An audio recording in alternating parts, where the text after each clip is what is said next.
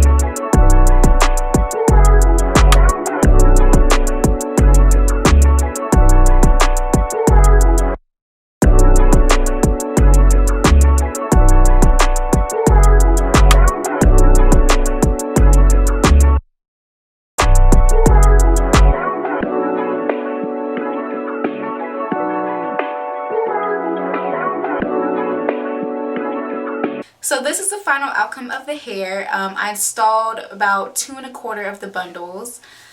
I originally wanted to do a different like style with this hair, but as you can see, like throughout the process, the waves were completely gone. So yeah, I just one curled it as you guys saw. You can also achieve this look by doing flat iron curls. As you can see, my hair is like super flat. It's not lumpy, it's not bumpy at all. Yeah, that was it for this video. Just me showing you guys like how I'm installing my sew-in. The braids did look a bit, you know, messy, but maybe next time when I do a sew-in video, they'll be maybe a little bit better if I feel like it. Either way, as long as that final outcome looks good, that's all that matters to me. So yeah, hopefully you guys enjoyed this video, and I'll see you guys in my next video. Bye guys!